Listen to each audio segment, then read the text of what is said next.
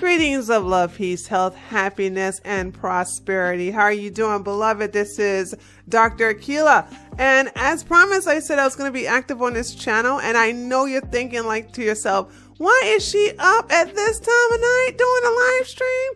Listen, my life is so hectic and my schedule so compact. So whenever I can get it in and fit it in, it's going to get done. So without further ado, let's go ahead and get down to today's topic, which is the 10 healing foods for your heart and circulatory system.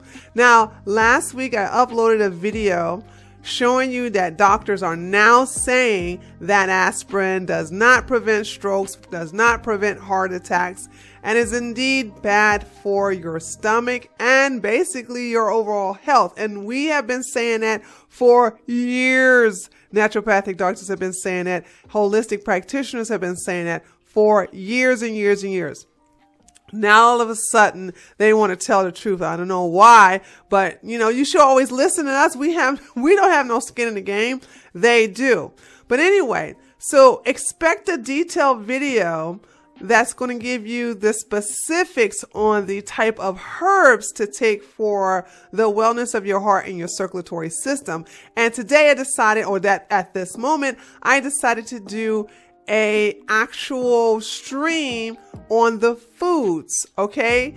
And who knows, there's a strong chance there might be also another a free nutritional stream next Sunday. So if you haven't subscribed, make sure you subscribe so you get in on this good information, because I am now coming back to this channel and doing what I love for you as well as for me. So remember now, we're talking about your heart and circulatory system. Now, heart disease accounts for nearly 1/3 of all deaths worldwide, and your eating regimen plays a major role in heart health. And so you can basically help that all along by, of course, including exercises and, of course, adjusting your diet. You know the bad things to eat. You guys don't know that. I'll still do a class on what you don't need to eat, but you should know by now. I guess you just need somebody to keep telling you the same thing over and over again. But when you basically, if you forego your eating regimen and getting a little exercise, you're putting yourself at a greater risk to have heart disease. Now, certain foods can raise your blood pressure, and basically they raise your triglycerides, your cholesterol levels, and they also promote inflammation. So we need to know the type of foods that will decrease that would decrease your triglycerides, that would decrease your cholesterol levels, and that will also decrease inflammation, which is a good thing in your body. So let's go ahead and get started. And we're going to start off with the first food. We're going to go through 10. There are more than 10, but I want to keep it short and sweet. Don't want to overwhelm you. So let's start off with 10. And even with this first one, it still has a couple of items within the first one. So leafy green vegetables. Now, leafy green vegetables like spinach, kale, and collard greens are well known for their wealth of vitamin, minerals, and antioxidants. And in particular, they're a great source of vitamin K, which help protect your arteries and promote proper blood clotting. They're also high in dietary nitrates, which have been shown to reduce blood pressure, decrease artery stiffness, and improve the function of cell linings in the blood vessels. Now, there was a study that was done on over 30 women that showed that a high intake of leafy green vegetables did cause them to lower their heart disease risk. And remember, I said this in my video, I forget which live stream it was, but I was stating that women who get hysterectomies, you are 70 or 75% likely to die of heart disease. I had a very good friend of mine who actually died of a heart attack due to that. She had a hysterectomy like 10 or 15 years ago. So it just hurt my heart that happened to her. And basically, if you change your diet, Even if you had a hysterectomy, this is going to lower your chances of dying from a stroke or a heart attack. And this is just going to basically help everybody who have circulatory system problems.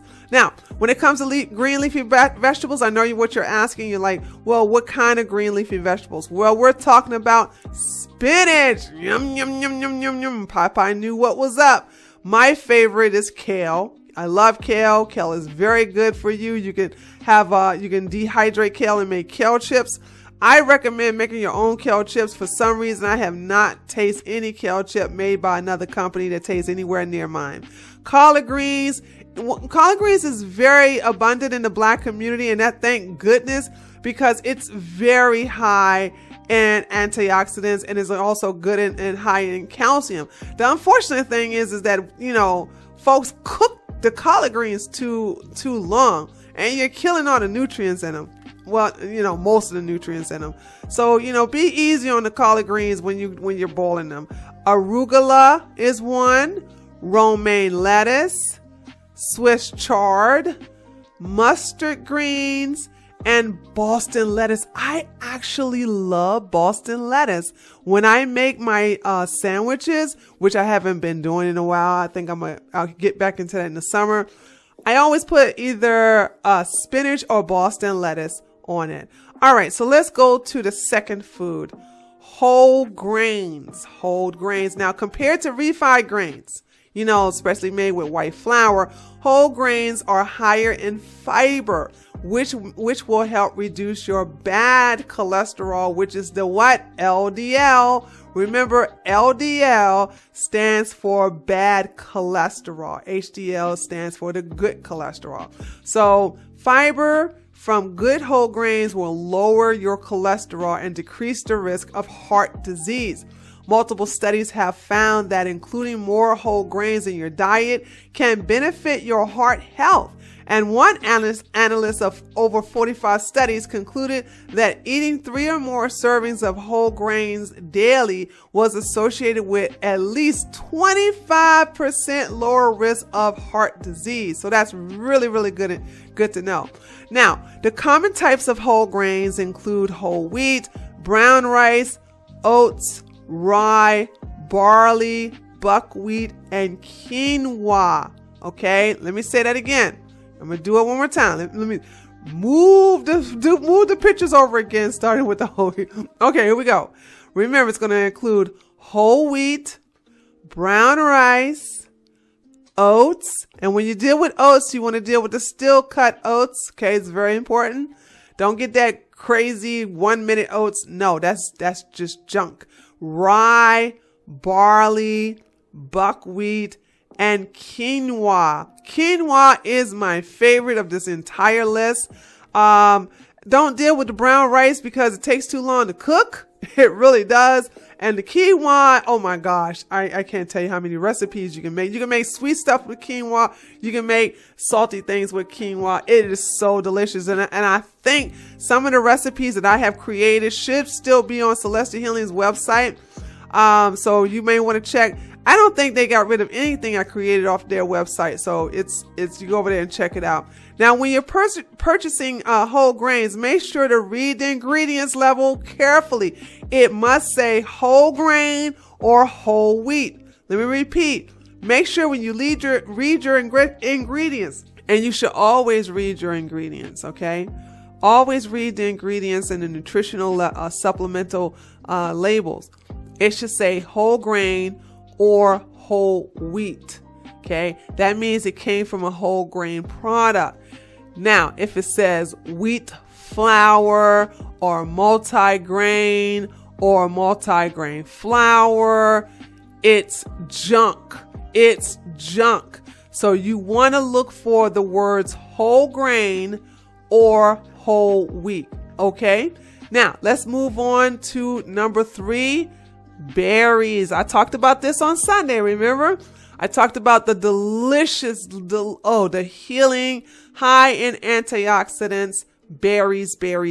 Now, berries are jam-packed with important nutrients that play a central role in having a healthy heart. Berries are rich, and I mean they're rich in antioxidants, which protects your body against against cancer and inflammation that contribute to the development of heart disease. Now, and also it lowers your stress, the stress that the body will have. So, we have a lot of stuff going on, and I think I'm going to do some videos in the future on how to deal with your mental health and emotional health, because a lot of times as a man thinketh, so is he. And you have to understand, if you have a stressful life and your perception of your life could be stressful, we have to work on your thinking. So we can't have stinking thinking. So you have that stinking thinking, it's going to affect your body, and we don't want that. Now, studies have shown that eating a lot of berries can reduce several risk factors for heart disease. For example, one study showed that 27 adults with metabolic syndrome showed that drinking a beverage made of freeze-dried strawberries for 8 weeks decreased their LDL, that's the bad cholesterol, remember, reduced their LDL cholesterol by 23%. Wow.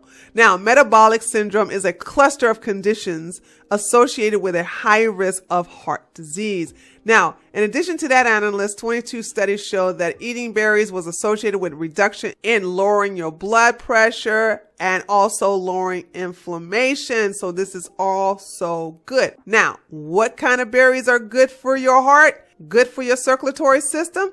I'm glad you asked. Let's go over them. Starting with blueberries. Oh God, yum, yum, yum. Now remember, you have to eat these when they are in season. Do not eat these when they are not in season. Blueberries are at the top of the list, okay? Because I talked about this with cherries on this past Sunday.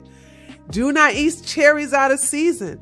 And the only times I've seen cherries out of season is when they're in that can. And we know no canned foods. Say no to canned foods, okay? Blueberries, raspberries. Raspberries are very good for you, but I just don't like the taste of them. I can't stand it. Goji berries. Also strawberries. Mostly everybody loves strawberries. And one of the favorite berries that is very good for your urinary tract as well as your circulatory system is cranberries. All right. Once again, make sure these berries are in season. Do not buy them out of a can. And you can also freeze them as well. I'm not against you freezing them, but don't freeze them and keep them in there for weeks on end, okay? There's going to be no good when you finally thaw them out. All right, number 4, avocados. Oh, love avocados. Avocados are an excellent source of monosaturated fats, which have been linked to reduce the levels of cholesterol. Okay, this is the good fats. And it also lower your risk of heart disease. There was a study that looked at the effects of 3 cholesterols lowering diets in 45 overweight and obese people, with one of the test groups consuming 1 avocado a day. Now, I suggest you don't do more avocados a day. And some people do that with guacamole. I'm against that. Now, the avocado group experienced a reduction in the bad cholesterol, which is the LDL, and they also lowered their blood pressure slightly. But this is more for lowering your cholesterol levels as well as rebuilding the walls in your heart. Now, a lot of people are loving avocados, but you kind of mess it up when you add a whole bunch of junk to it. Like the GMO chips. Say no to GMO chips when making guacamole. And believe it or not, avocado is a fruit. So what I do is I either put it in my smoothies or I eat it by itself, and I'll throw a little salt in there, like sea salt and organic tomatoes. Mix it up. Oh, it's so delicious. Okay. So it's important that you remember some rules in reference to avocados. They're also very, very high in potassium. So remember, I think, if I'm not mistaken, let me look at my notes here. Yep. Okay. So I'm going to give you some facts. 1 avocado is at least 975 milligrams of potassium. So they're higher than bananas when it comes to potassiums, but you have to be careful about avocados. Like I said, I do not suggest, unless you are underweight, I do not suggest you do more than 1 avocado a day, and you'll be fine. Okay. All right. Let's move on to number 5. Number 5, fatty fish and fish oil. Now, this is not for those of you who are vegan.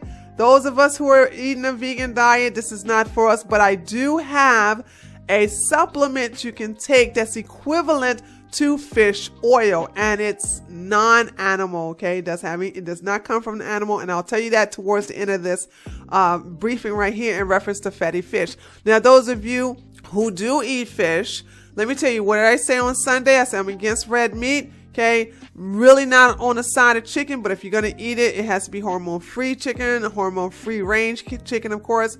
And I actually am impartial to eating fish and seafood as long as it's not a scavenger. Now, also what you have to make sure is that your fish is not coming in a can and it's not farmed raised. Now, in reference to the study on fatty fish and your heart, one study showed that eating salmon 3 times a week for 8 weeks significantly decrease your blood pressure. It will decrease your blood pressure. Fatty fish like salmon, mackerel, sardines, and tuna are loaded with omega-3 fatty acids, and you want the omega-3 fatty acids in your food. Okay. And this, because the one thing about omega-3s, not only they're good for building muscle, but it's also really good for reducing your blood triglycerides. And it also strengthens the arteries, your veins, and it decrease your blood pressure. So I see a lot of people who are suffering from high blood pressure. They tend to turn to your steaks, which is a no-no, your ribs, which is a no-no, your fried chicken, no. Leave that stuff alone if you're suffering from high blood pressure. You need to get with the healing animal flesh that is going to basically provide nutrients to your body that you need to help heal certain illnesses that you're suffering from, especially if you're prone to suffer a heart attack or have some kind of heart disease, or you suffer some kind of heart disease like a stroke. So you want to now let me tell you, it can be a little confusing about what type of fatty fish you can eat. So let me go ahead and tell you that. I suggest tuna, rainbow trout, sardines, not the sardines in the can. You will never get me to co-sign that. No. Mackerel, salmon. Remember, if you're going to buy salmon, do not buy farmed raised salmon. Do not do it. And don't buy into this mess about whether the ocean has a lot of mercury in it. Oh my God. You guys, I think I did a video on the harmful effects of farm-raised fish and all of the crap that they be feeding the fish and the pellets, and the unsanitary environment of the pools that they have these salmons in. It's just not good. And last but not least, the herrings. All right. Once again, if you're going to eat herring, do not eat it out of a can. No canned fish. No farmed fish. All right. Now let's get to the oils. If you're like, I'm not much of a seafood person, Dr. Keela, I really don't get into it. All right. Then you have to go to fish oil supplements. And there is a long list of fish oil supplements. What I suggest is you go to a reputable herbal factory or manufacturer or a supplement company, and you see what their top selling fish oils are and get that. Now, if you're a vegan and you want something that are high, if you want a supplement that is high in omega-3s, then you should go for flax oil or walnut oil. Now, there is a new oil I have not had the pleasure of testing myself, because I love flax oil. Okay. Walnut oil is there, but it's a little too pricey. So I go for the flax oil. Now they got this one called algae oil, and they said that this is the best alternative. Now I heard the philosophy behind the algae oil. The algae oil is for people who are vegan or who are vegetarian, I guess you're going to say you're just vegetarian, you don't eat fish, you don't want to take anything from fish, animal like a fish. So what happens is that, from what I've been told, is that the reason why fish are high in omega-3s is because they eat the algae, they eat the seaweed, they eat the algae off of the flora and the corals in the ocean, and they're the ones that are high in omega-3s. Now, I don't understand the chemistry of how they transfer an algae into an oil. That is something I'm like, I got to look at it sideways. But I guess whenever I get a chance, I will sit down to really study to see what it's all about. But understand, I am not promoting algae oil because I have never taken it. And one of the things about being a naturopath, it is we should not, and I do not, actually put my signature behind anything that I have not taken. So please understand, I personally have not taken algae oil. I don't know if it's just a bunch of hype or if it's the real deal. But in the future, I will, and I will take it, and I will give you my honest opinion about it. Absolutely, you know how I do. All right, number 6, walnuts and almonds. I love almonds. I love it. Now, walnuts and almonds are very, very, very high in fiber. They have a lot of micronutrients like magnesium, copper, and manganese. Almonds have its share of calcium as well. And all you need is not that much nuts. There's a lot of people gorge on nuts. What you need is just a handful. That's all you need. Just need a handful of walnuts or a handful of almonds. Your handful. Your hand. Just get your hand, grab a whole handful, and then that's all you need per day. Okay? Isn't that easy? So it doesn't matter how tall you are, how short you are, you just go ahead and just get that one handful of nuts, and this will protect your heart against heart disease. It will also reduce bad LDL cholesterol up to 16%. And here's another bonus. Not only will it lower your bad cholesterol, but it also will lower your blood pressure and decrease inflammation. That is a plus. I love that so much. Yep. All right. The next one, number 7, beans. Beans. Now, beans contain resistant starch, which help with your digestion, and is fermented by the friendly bacteria in your gut. Now, there's this rumor, and some of you probably like, that's not no rumor, Dr. Akila, that really happens, about experiencing a lot of gas when you eat beans. Let me tell you what that's all about. If you have enough friendly bacteria in your colon, in your system, your small intestines, you will not experience flatulence. You will not have that problem with gas. That's the best way I can say it. You will not have that a bad problem with gas. The reason why a lot of people have problems with gas is because they don't have enough friendly bacteria in their system. Now, remember, what do you need to do? You need to have some acidophilus, some bifidus into your supplementation regimen so you can build up the good bacteria. Also, cut down on the sugar. Cut down on the ketchup and the condiments. Cut down on a lot of the fermented foods, okay? The bad fermented foods like sauerkraut and pickled food. Ugh. I mean, there's a lot of stuff. I know somebody who still eat pickled eggs. Can you believe that? Ew.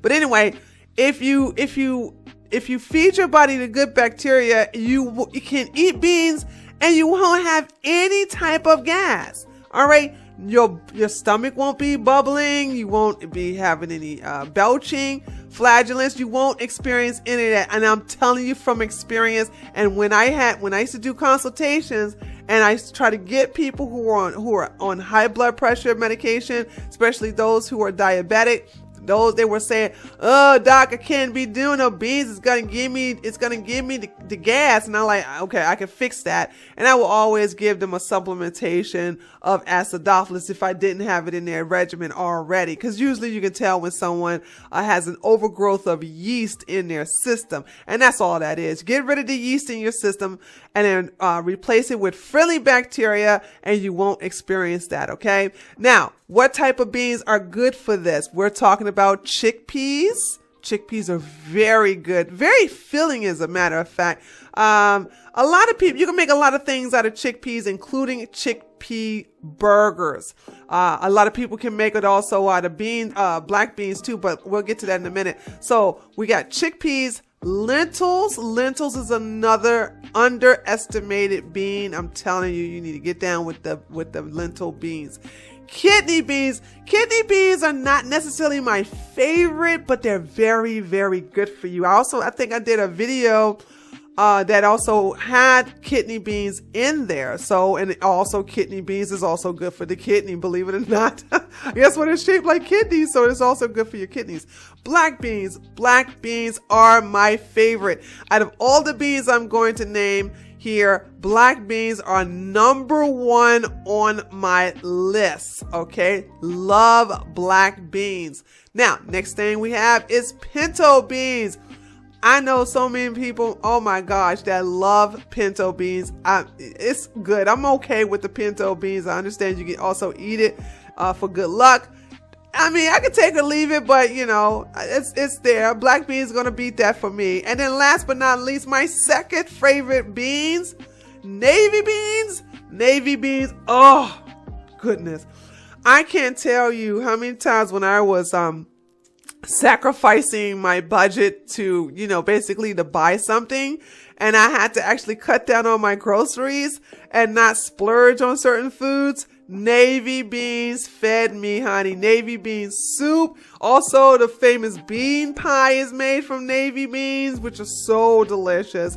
Navy beans is my second one. I love navy beans. Now, of course, there's a process to the navy beans, which is a process to a lot of beans. You just can't take them and just put them in a pot and just eat them like that. Of course, you have to soak them. Now, remember, just like the fish, do not get your beans out of a can. Don't deal with canned beans, okay? Leave them alone. Y'all have to learn how to cook and stop doing this stuff that's the halfway. You're sacrificing your health for this, okay? Just say no to canned foods, period, including canned beans.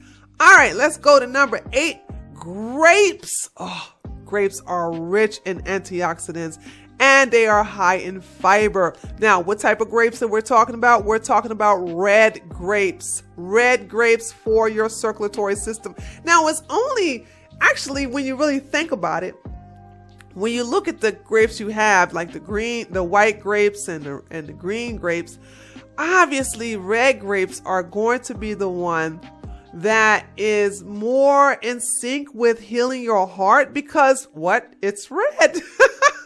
It's red. Red grapes, you know what I'm saying? Red blood, red heart.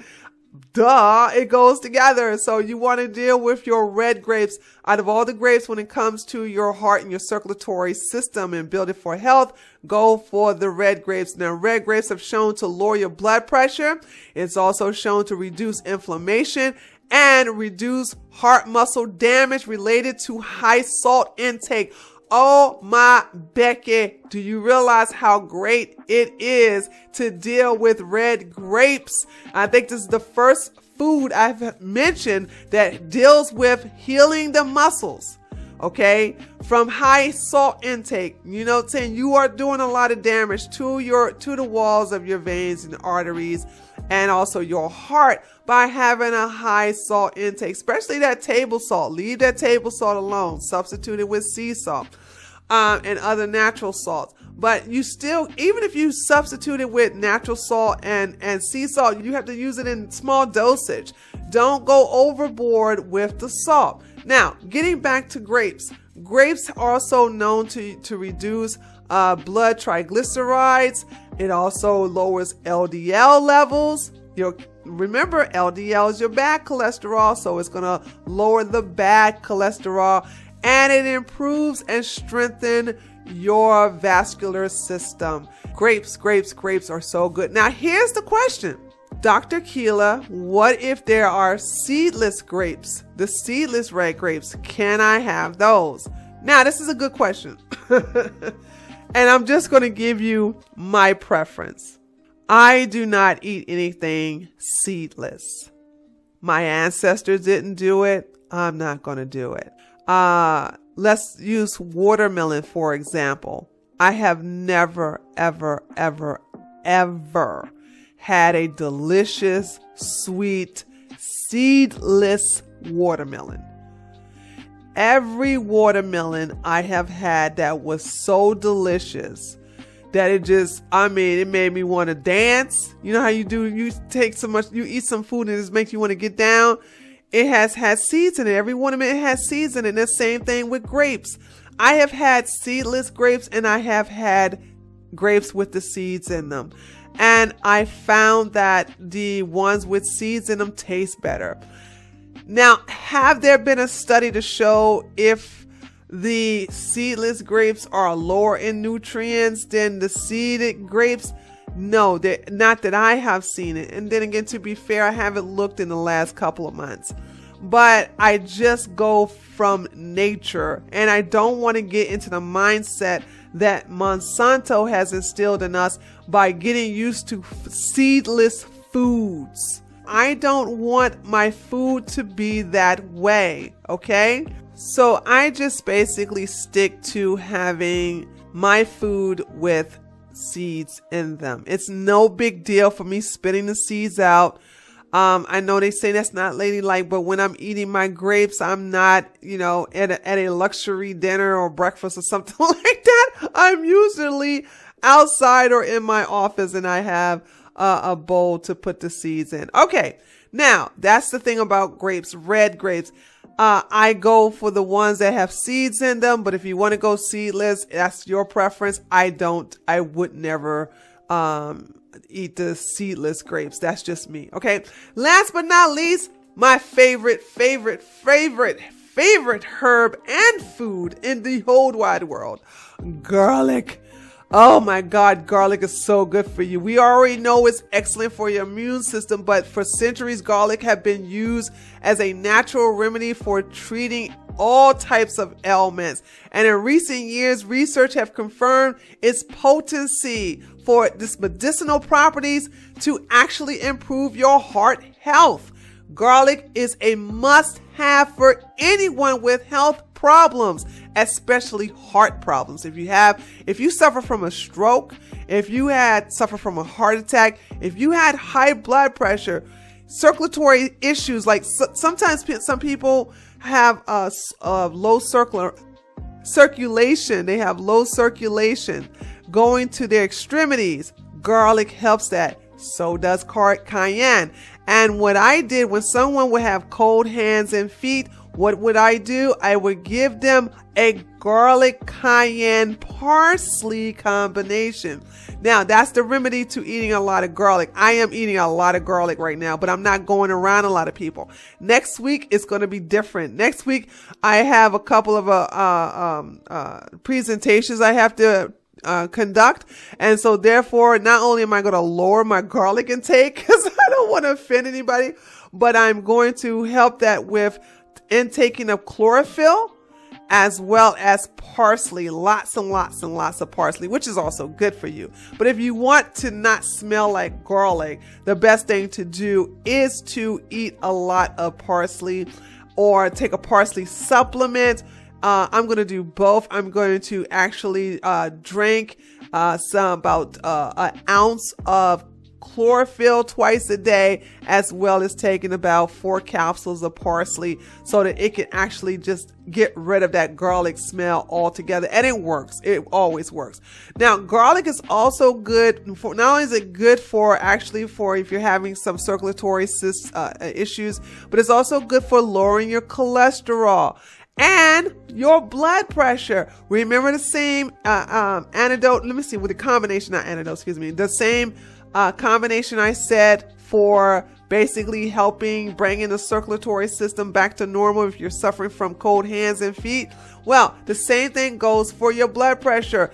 Garlic, cayenne pepper, and parsley. Parsley is not going to help lower your blood pressure. However, parsley is the one that gets rid of the set of the garlic. We have odorless garlic that me and Dr. Hilda made, that was basically made with animal is a veggie capsule that's odorless garlic. We have that. I think that and Celestial Healing should still have that on sale.